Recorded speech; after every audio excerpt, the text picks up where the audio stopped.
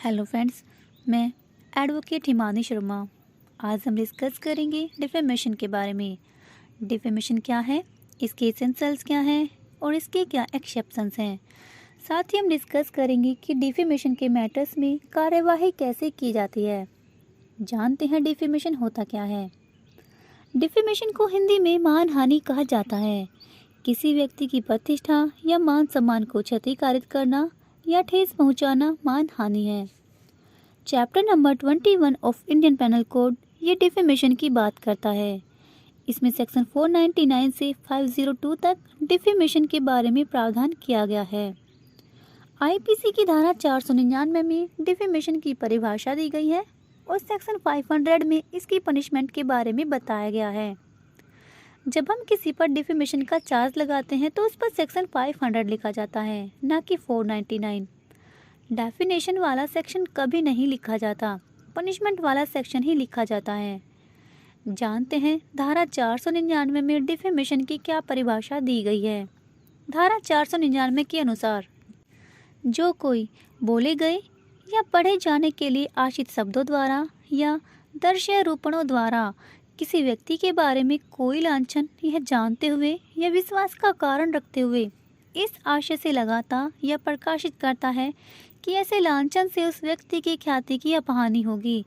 कुछ अपवादी दशाओं को छोड़कर उसके बारे में यह कहा जाता है कि वह उस व्यक्ति की मानहानि करता है। सिंपल वे में अगर बात करें तो किसी के बारे में बुरी बातें बोलना, अपमानजनक पत्र भेजना, किसी की प्रतिष्ठा गिराने वाली अफवाह फैलाना, अपमानजनक टिप्पणी प्रकाशित करना, किसी व्यक्ति से किसी और के बारे में कोई अपमानजनक बात कहना मानहानि माना जा सकता है। जब हम अपने फंडामेंटल राइट आर्टिकल 19 वाक एवं अभिव्यक्ति की स्वतंत्रता का वोलेशन करते हैं तो डिफेमेशन बन जाता है। अब जानते हैं डिफेमेशन के एसेंशियल्स के बारे में। धारा 499 में बेसिकली इसके 3 एसेंशियल्स बताए गए हैं। नंबर 1, किसी व्यक्ति पर किसी प्रकार का लांछन लगाना या उसका प्रकाशन करना। नंबर 2, ऐसा लांछन शब्दों द्वारा या बोलकर इस आशय से कि पढ़ा जाए या संकेतों द्वारा या दृश्यारोपणों द्वारा जिससे किसी के मान सम्मान में कमी आए। नंबर 3, ऐसा लांछन किसी व्यक्ति की अपहानि करने के आशय से लगाया गया हो। मानहानि जो है वो 2 टाइप्स की होती है। नंबर 1 लिबेल जो कि रिटन में होती है और नंबर 2 स्लेंडर जो कि ओरल में होती है। जब आप कुछ लिखकर पब्लिश कर देते हैं तो ऐसे स्टेटमेंट को डिफेमेटरी स्टेटमेंट कहा जाता है। और जब आप कुछ बोलकर किसी के बारे में इस तरह कि अगर तीसरा व्यक्ति से सुनता है तो उस व्यक्ति की रेपुटेशन खराब हो जाती है, इसे ओरली डिफेमेटरी स्टेटमेंट कहा जाता है।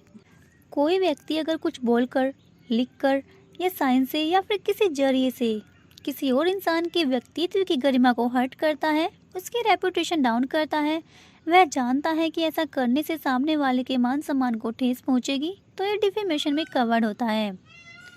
इसी प्रकार यदि एक ने कुछ बोला, दूसरे ने लिखा और तीसरे ने उसका प्रकाशन किया तो ये तीनों ही डिफेमेशन के लिए लायबल होंगे। Ashok Kumar Jain versus state of Maharashtra 1986 CRLJ Bombay. इस केस में सुप्रीम कोर्ट ने हेल्ड दिया कि यदि किसी व्यक्ति के विरुद्ध कोई मान्य हानिकारक बयान किसी समाचार पत्र में प्रकाशित किया जाता है तो उस समाचार पत्र के संपादक, मुद्रक और प्रकाशक तीनों दायित्वाधीन होंगे। धारा 499 में मानहानि के 4 स्पष्टीकरण दिए गए हैं जो बताते हैं कि क्या मानहानि की कोटि में आ सकेगा। स्पष्टीकरण 1 कहता है कि किसी मृत व्यक्ति को कोई लांछन लगाना मानहानि की कोटि में आ सकेगा यदि वह लांछन उस व्यक्ति के जीवित रहने पर उसकी ख्याति की अपहानि करता और उसके परिवार या निकट संबंधियों की भावनाओं को चोट पहुंचाता। अगर कोई पर्सन जीवित नहीं है, मर गया है, तो मरने के बाद भी उस इंसान की गुडविल बनी रहती है। उसके सगे संबंधी डिफेमेशन का केस फाइल कर सकते हैं। स्पष्टीकरण 2 के अनुसार किसी कंपनी, संगम या व्यक्तियों के समूह के संबंध में कोई लांछन लगाना मानहानि की कोटि में आ सकेगा। स्पष्टीकरण 3 के अनुसार कोई निर्दोष कथन यदि व्यंग्यपूर्ण है तो मानहानि की कोटि में आ सकेगा। किसी व्यक्ति पर मजाक करने के लिए कही गई बातें इसके अंतर्गत आती हैं। क्या यह विश्वास कराने के आशय से कि यह नेक है कि घड़ी अब से चुराई है, कहता है कि यह एक ईमानदार व्यक्ति है, उसने खे की घड़ी कभी नहीं चुराई। जब तक यह अपवादों में से किसी के अंतर्गत नहीं आता तो यह मानहानि है। स्पष्टीकरण 4 के अनुसार कोई लांछन तभी मानहानि की कोटि में आ सकेगा जब वह प्रत्यक्ष या अप्रत्यक्ष रूप से किसी व्यक्ति को दूसरों के आकलन नजरों में नीचा गिरा दे। अब जानते हैं धारा 499 के अपवादों के बारे में। धारा 499 में 10 अपवाद दिए गए हैं। अगर इन अपवादों में कोई बात आती है तो मानहानि की श्रेणी में नहीं आएगा। पहला अपवाद, सत्य बात का लांछन जिसका लगाया जाना या प्रकाशित किया जाना लोक कल्याण के लिए अपेक्षित है। इसके अनुसार सच्ची टिप्पणी मानहानि नहीं होती है। किसी व्यक्ति के बारे में अगर सच्ची टिप्पणी की गई है और वह सार्वजनिक हित में लोगों की भलाई को ध्यान में रखते हुए उन्हें आगाह करने के लिए बताई गई है तो इसे मानहानि नहीं माना जाएगा।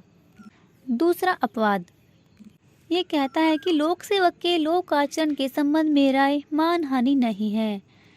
किसी लोक सेवक का अपने कर्तव्य का पालन करते हुए जो आचरण होता है, यदि सद्भाव पूर्वक उसके आचरण पर कोई आलोचना की जाती है तो वह मानहानि नहीं है।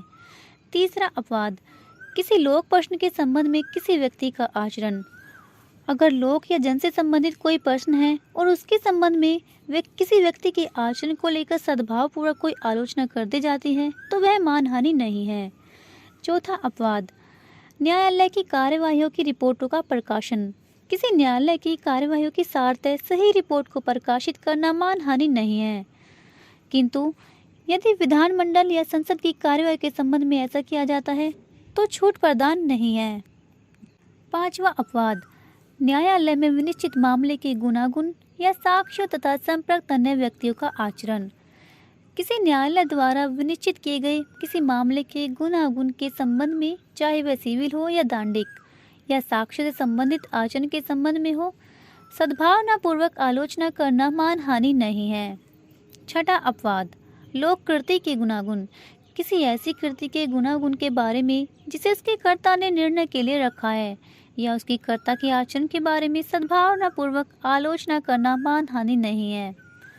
इसके अंतर्गत साहित्य, कला, चित्रकारी, पब्लिक में दिए गए भाषण, एक्टिंग, गायन आदि विषयों पर प्रकाशित पुस्तकों की आलोचनाएं भी आती हैं। सातवां अपवाद, किसी अन्य व्यक्ति के ऊपर विधिपूर्ण प्राधिकार रखने वाले व्यक्ति द्वारा सद्भावपूर्वक की गई परिनिंदा मानहानि नहीं है। आठवां अपवाद, प्राधिकृत व्यक्ति के समक्ष सद्भावपूर्वक अभियोग लगाना।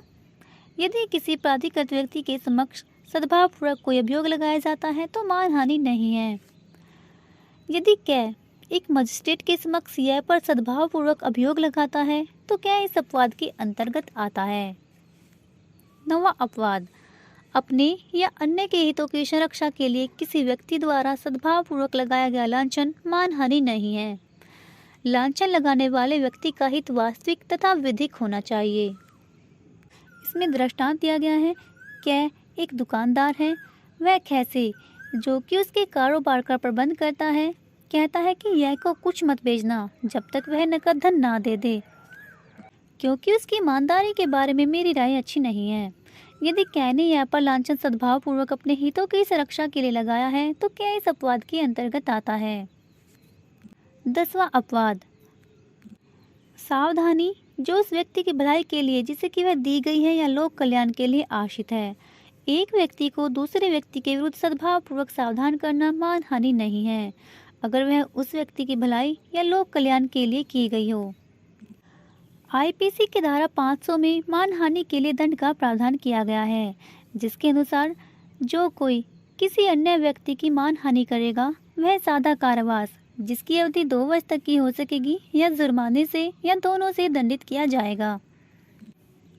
अब जानेंगे डिफेमेशन की कार्यवाही के बारे में।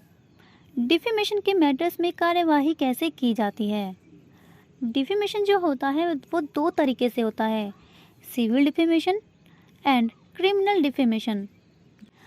डिफेमेशन टोर्ट के अंदर भी आता है और क्रिमिनल लॉ के अंदर भी आता है। अभी आपके ऊपर डिपेंड करता है कि आप जो सूट फाइल करते हैं वो टोर्ट के अंदर करते हैं या फिर क्रिमिनल लॉ के अंदर करते हैं। क्रिमिनल मैटर में जहां कोर्ट फीस ना के बराबर की होती है, वहीं अगर आप सिविल डिफेमेशन में जाएंगे तो इसका प्रोसेस थोड़ा लंबा है और इसके अंदर जो कोर्ट फीस होती है वो भी काफ़ी ज़्यादा होती है। इसमें आपने जितना हर्जाना मांगा है उसका लगभग 5 से 7% कोर्ट फीस आपको देना पड़ता है, जिसकी दर अलग अलग स्टेट्स में अलग अलग होती है, तो आपको इंस्टेंट उसमें रिलीफ नहीं मिल पाता है।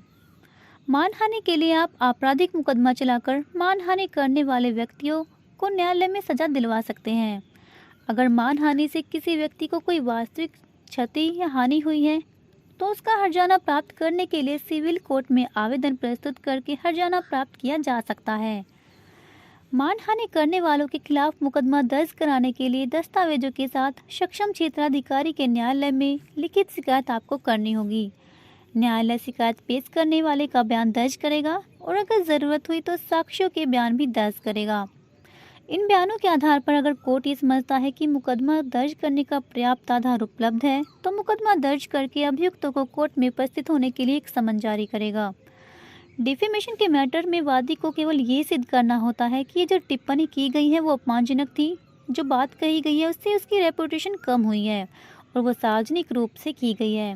उसे ये सिद्ध करने की ज़रूरत नहीं है कि वो टिप्पणी सच्ची थी या झूठी, इससे कोई इफेक्ट नहीं पड़ता। बचाव पक्ष को साबित करना पड़ता है कि वादी के खिलाफ उसने जो टिप्पणी की थी वो सही है या गलत।